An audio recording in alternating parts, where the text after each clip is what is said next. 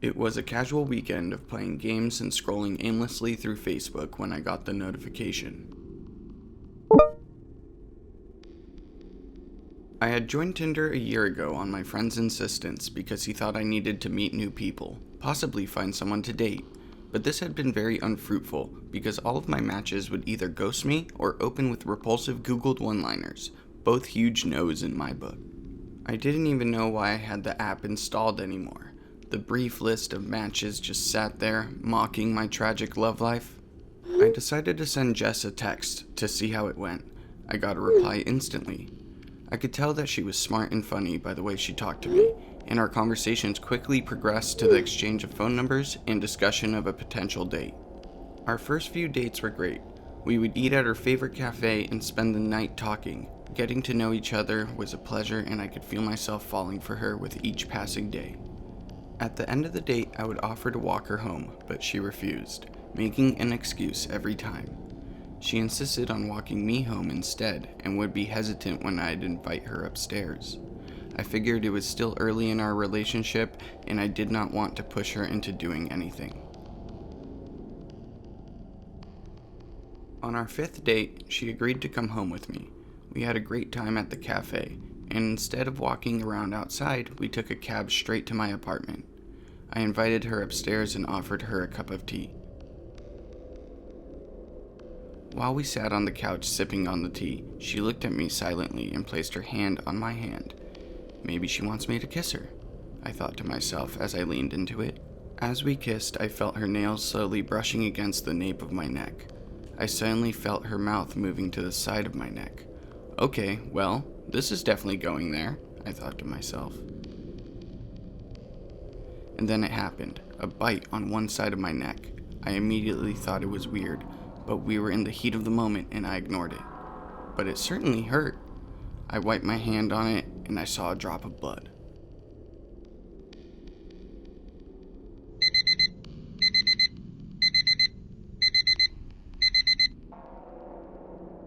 When I woke up in the morning, I looked at the bite. It was still red and tender to the touch. I wasn't into hickeys and this did not sit right with me. I did not want this to happen again. I thought I'd mention it casually in conversation the next time we met. The next time we went out, she surprisingly invited me to her place. I agreed, but at the back of my mind, I kept the point about mentioning the bite to her. We went to her place and watched a movie. There was nothing weird throughout the night until the time it happened again. She bit me again, this time while kissing my arm while we were still having sex. The bite was deeper this time, and it bled more. I was startled and immediately got her off me. Jess, what the hell? What? She looked at me as if nothing weird happened. This really hurt, I said as I rubbed my hand on my bleeding wound. Where's the toilet? I've got to clean this up. She pointed me towards the direction of the toilet. I was pretty angry at this point, but I wanted to calmly discuss this with her so it wouldn't happen again. As I put my arm under the tap and opened the medicine cabinet to look for antiseptic and a bandage, something caught my attention. There was blood smeared against the side of the wall where the shower curtain was drawn in front of the bathtub. It was a faint smear, but it was unmistakably blood. Something was definitely wrong. My heart started beating faster and I immediately got out of the bathroom. Hey Jess, there's some blood in the shower, I said as I walked to the kitchen to get some hot water. Oh yeah, I cut myself when I was shaving my leg in the morning. Don't worry, I'll clean it up. I saw something in the freezer I shouldn't have. There was a severed finger in the freezer. I suddenly felt my heart pounding out of my chest and my mind started racing. What is a severed finger doing in her freezer? What is this? I had to get out of this place. No explanation would make me stay, and I couldn't risk her finding out that I'd discovered this. So I just remembered I have to run an errand. I'll leave now. But I'll call you later, I said as I started getting dressed hurriedly. Oh, I'm sorry if this is about the bite. No, don't worry about it, I smiled nervously. Are you sure you can't stay longer? She got up and started walking towards me. Yeah, this is really urgent. I didn't know who this person was anymore. I just wanted to get out of there. Any answers, any questions, could wait. I grabbed my phone and wallet and rushed through the door, downstairs, and grabbed the nearest cab back to my apartment. She didn't insist on making me stop and didn't come after me. I was disheveled and out of breath as I reached my room, and I couldn't process what just happened, or rather would have happened if I had not gotten out of there timely. In a surge of panic, I deleted Tinder, blocked her number from my phone, and immediately Googled the location of the nearest police station. I had to file a complaint.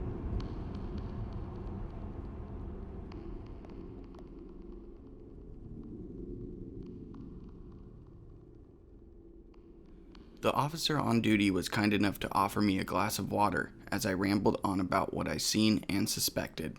I told him the address, which was on the 49th Street corner, 5th floor, apartment B1. He noted all the details down, filed an official complaint, and told me to go home. He told me he'd call with an update after they visit the place.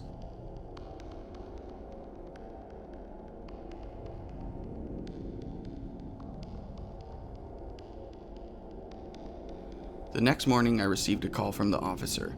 He told me that he took a few policemen with him to Jess's address. I couldn't believe what he said next. So we went to the building. There was no 5th floor. There was no apartment B1. Are you sure about this address? How can it be? Yes, I'm positive about the address. We also ran a background check on a Jessica Waltzman. No one of that name exists in our records. What?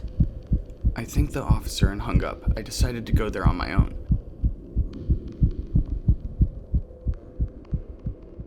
As I entered the building, I recognized the reception, as I'd seen the last night. I got into the elevator and pressed 5. There was no 5. I got out of the elevator and asked the receptionist about the 5th floor.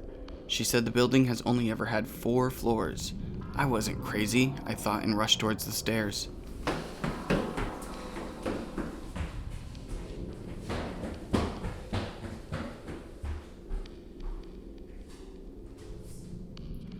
As I reached the top of the stairs on the 4th floor, I realized the final stretch of stairs didn't lead to another floor. They led to the rooftop. I opened the door and sat on the ledge outside. I pulled out my phone to unblock the number and call her myself. There was no number in my block list, no conversation. I searched for social media, nothing on any Jessica Waltzman who lived in Brooklyn. I rubbed my hand over the wound on my arm. It was still there.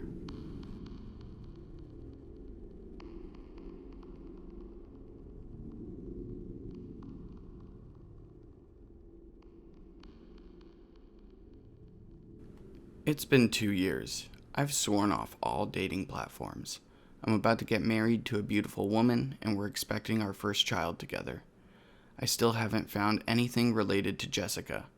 I still cannot explain what happened that night, who she was, or why she and her apartment vanished off the face of the earth. I spent 2 months with that woman, and I will never believe that she wasn't real, or what I saw didn't happen.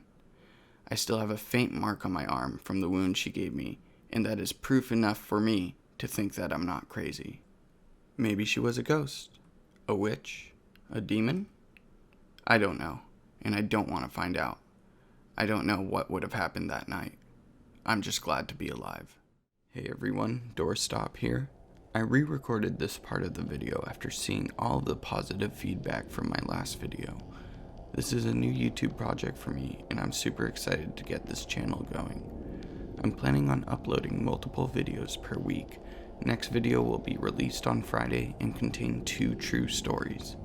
Please be sure to hit that subscribe button and thumbs up if you enjoyed this video. Once again, I'm reading all of your comments and feedback. I'm also on Instagram and Twitter if you want to join the conversation. Thank you for watching, and I will scare you all in the next video.